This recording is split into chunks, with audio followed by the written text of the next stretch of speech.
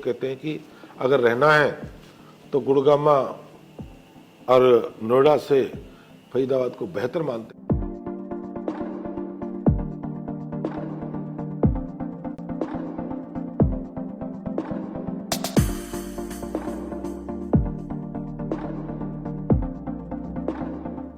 Rapid metro जो गुड़गामा से फरीदाबाद से हो जाएगी, जेबर एयरपोर्ट जाएगी।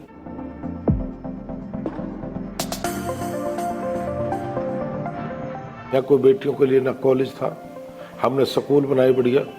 आप स्कूलों को देखिए, दो कॉलेजों को देखिए।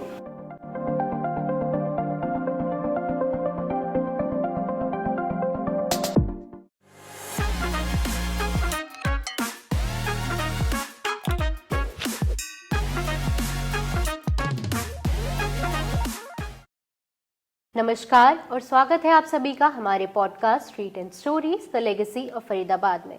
यहाँ हम बात करते हैं फरीदाबाद के डेवलपमेंट, वेलफेयर इनिशिएटिव्स और उन लोगों की कहानियों के बारे में जो इस शहर की असली पहचान है।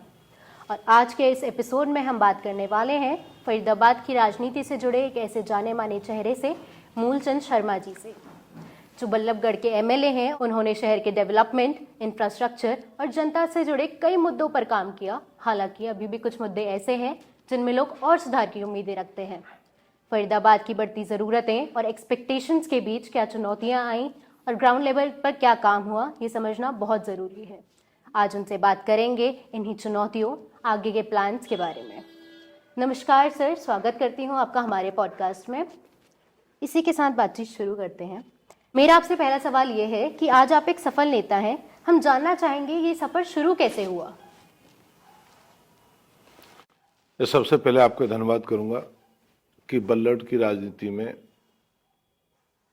मेरी शुरुआत कॉलेज से शुरुआत हुई। 86 से मैंने शुरुआत की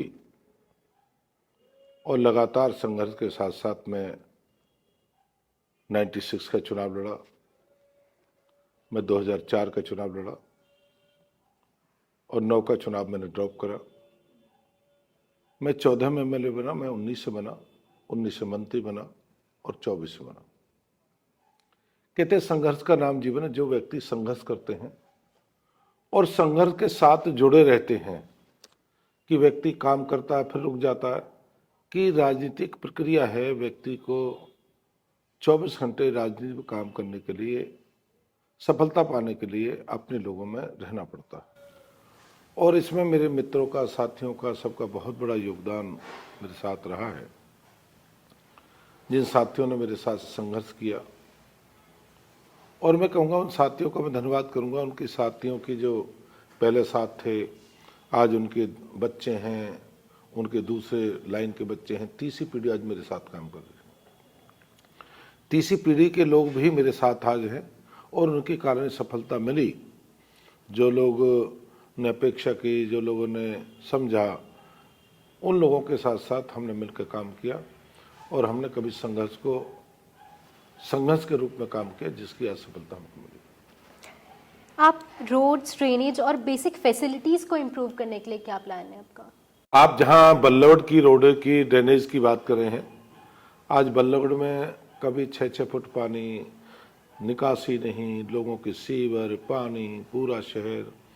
हमने सबसे पहले डिस्पोजलों पे काम किया, बूस्टरों पे काम किया, डिस्पोजल बनाए, बूस्टर बनाए, सीवर लाइन बनाई, उसके साथ उनका सबका एसटीपी तक पहुंचाने का काम किया।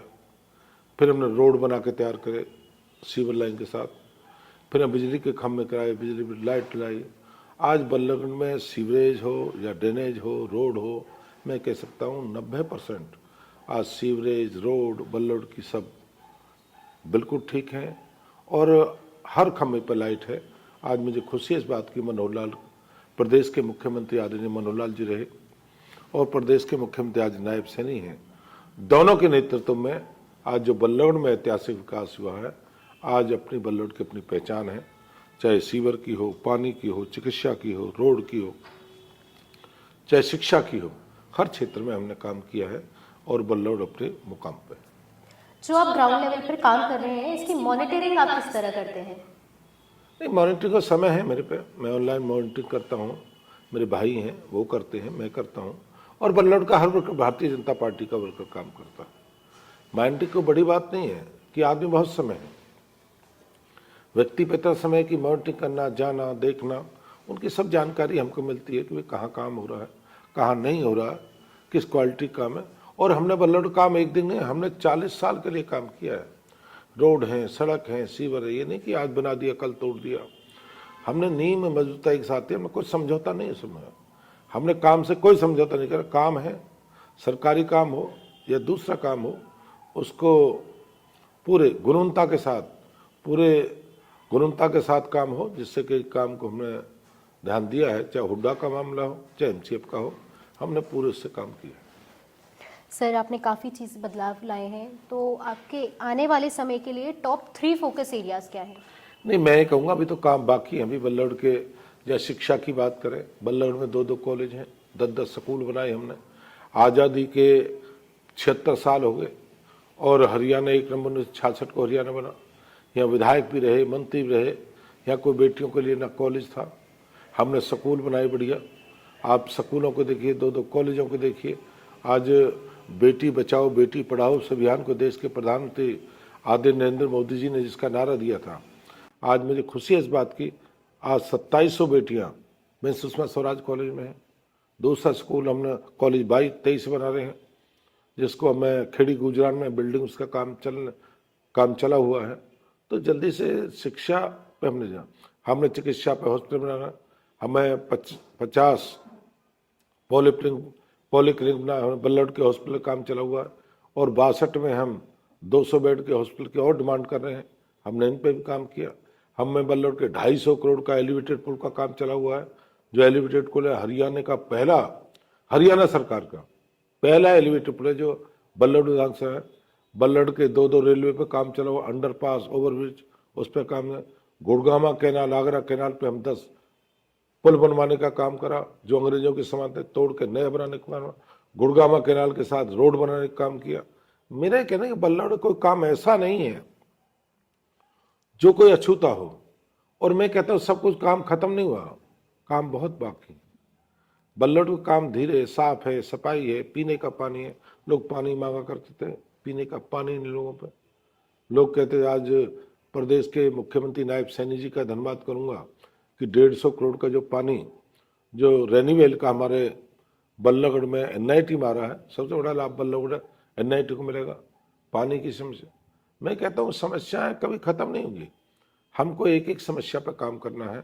कौन कौन सी समस्या लोगों के मूल में, और बल्लौड़ में सारा भारत है, जम्मू कश्मीर से कन्याकुमारी, अटक से कटक तक सब धर्म मजहब के लोग रहते हैं, और मैं सबका सम्मान करता हूं कि उनके नेतृत्व में 30 बार विधायक बना।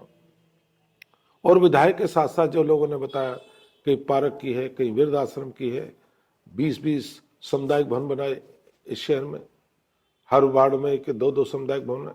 मैं कहता हूँ काम धीरे धीरे, अभी 6.5 करोड़ की लागत से बल्लौड़ के सेक्टरों के अपने ग्रीन बेल्ट के साथ 4 दीवारी है, कोई पशु है, कोई उसको ना तो पेड़ों को नुकसान ना हो, हम ग्रीन बेल्ट को सुंदर बनाने का काम कर रहे हैं। मेरा मानना है कि हमने बल्लौड़ शहर पे जो लोगों ने जानकारी दी, हमने उसी पे काम किया, और जो लोगों ने हमें जानकारी देने का काम किया।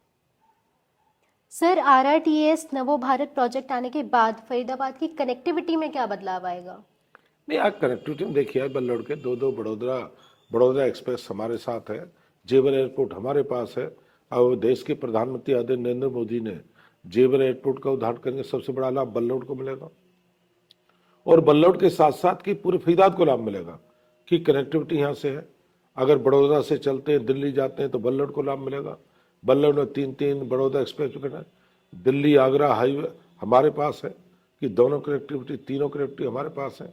मैं कहता हूँ बल्लौड़ में जो कनेक्टिविटी है बहुत पूरे फरीदाबाद में, और मैं अपने लोकप्रिय सांसद कृष्णपाल जी का धन्यवाद करूंगा कि इनके नेतृत्व में जितना काम लोकसभा में हुआ है, जितना बल्लौड़ में काम हुआ है, उनके नेतृत्व में जो हमने मिलकर काम किया है, कभी कल्पना भी नहीं हो सकती। इतना काम पूरे लोकसभा में हुआ, बल्लौड़ में हुआ, फरीदाबाद में हुआ, और हम कहते हैं हमने सब में मिलकर, सभी विधायक साथियों ने मिलकर, सभी मंत्रियों ने मिलकर इस बल्लौड़ के विकास का जो बीड़ा उठाया उसको हम पूरा करेंगे।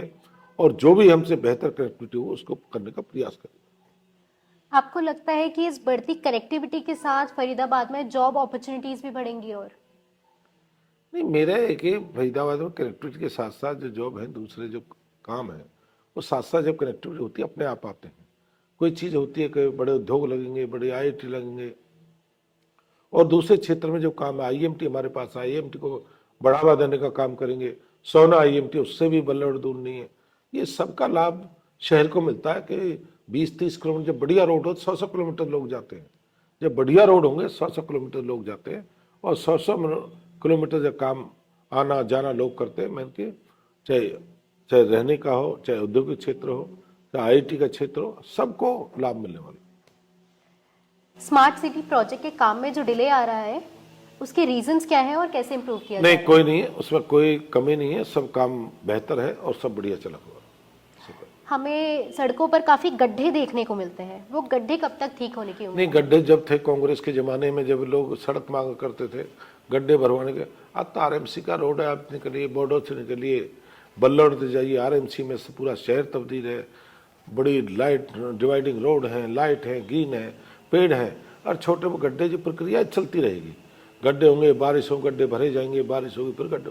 तो ऐसा नहीं है कि हमारे शहर सुंदर बढ़िया। आम लोग कहते हैं कि अगर रहना है तो गुड़गामा और नोएडा से फरीदाबाद को बेहतर मानते हैं। सुरक्षा है, भाईचारा है, आपस में मेल है, लोगों का रहन सहन है, लोगों का मेल मुलाकात है, और फरीदाबाद आने वाले समय अपने मुकाम पर होगा, और देश और दुनिया के मानते फिर फरीदाबाद एक बार अपनी पहचान बनाने का काम करेगा। ये नायब सैनी जी के नेतृत्व में और आदरणीय मनोहर लाल जी के नेतृत्व में अभी घोषणा की है रैपिड मेट्रो, जो गुड़गांव से फरीदाबाद से हो जाएगी, जेबर एयरपोर्ट जाएगी। एक घोषणा है कि अपने बल्लौड़ से लेकर पलवल जाएगी, मेट्रो जाएगी।